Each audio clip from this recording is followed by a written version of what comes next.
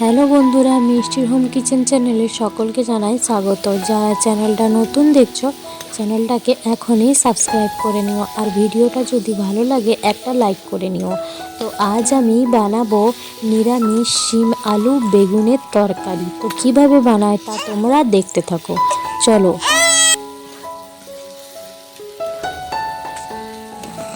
তো প্রথমে আমি কড়াই বসিয়ে দিয়েছি, গরম করে নিয়েছি ভালো করে। এবার তেল দিয়ে দিচ্ছি। এবার আগে থেকে আলু, শিম আর বেগুন কেটে রেখেছিলাম দিয়ে দিলাম। এগুলোকে একটু নেড়ে চেড়ে নেব। দিয়ে দেব পরিমাণ মতো লবণ, আর দেব পরিমাণ মতো হলুদ। এবার ভালো করে ভেজে নেব যতক্ষণ না শিমের একটা কাঁচা গন্ধ চলে যায়। তো ভালো করে ভেজে নিয়েছি, এবার নামিয়ে নেব। ওই কড়াইতেই আমি মশলা করার জন্য এবার তেল দিয়ে দিচ্ছি। ফোড়নের জন্য দেব একটা তেজপাতা আর একটা শুকনো লঙ্কা, আর দেব সামান্য পরিমাণে 5 ফোড়ন। একটু হালকা ভেজে নেব যতক্ষণ না এর একটা ভালো সেন্ট ছাড়ে। তো এবার আগে থেকে টমেটো ছোট ছোট করে কেটে রেখেছিলাম, টমেটোগুলোকে একটু ভালো করে ভেজে নেব তেলের সাথে।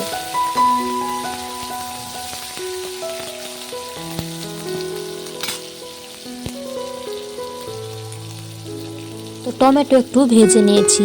এবার আদা আর জিরা বেটে রেখেছিলাম, সেটাই দিয়ে দিচ্ছি। মশলাটা ভালো করে কিছুক্ষণ ভেজে নেব।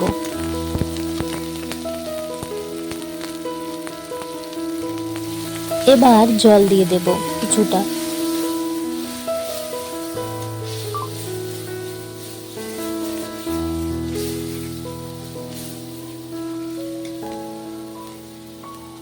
মশলাটা কিছুক্ষণ ভালো করে কষিয়ে নিয়েছি। এদিকে আমি শুকনা মশলাগুলো দিয়ে দেবো। দিচ্ছি হলুদ গুঁড়ো, আর দেবো লঙ্কা গুঁড়ো। এবার হলুদ লঙ্কাটা ভালো করে আদার সাথে ভালো করে মিশিয়ে নেব, আর তেল ছাড়া পর্যন্ত ভালো করে কষিয়ে নেব।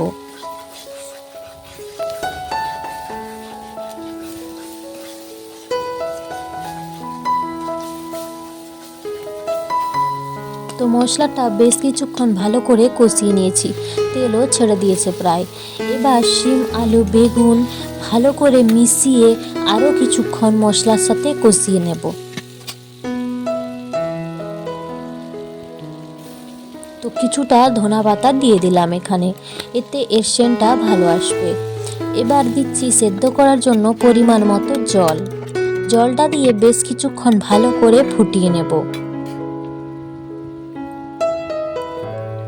নুন একটু কম লাগছিল, তাই আমি পরিমাণ মতো লবণ দিয়ে দিলাম।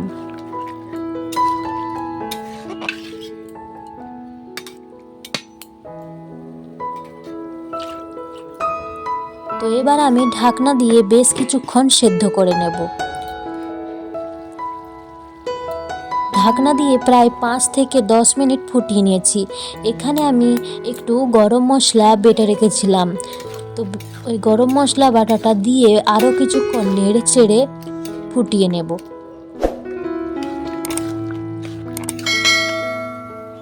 তো আমার একদম রেডি হয়ে গেছে, এবার আমি নামিয়ে নেব। তো দেখো, এই শিম আলু বেগুন দিয়ে নিরামিষ তরকারিটা দেখতে কত সুন্দর হয়েছে। এইভাবে একবার বানিয়ে দেখতে পারো, খেতে খুব সুন্দর হয়।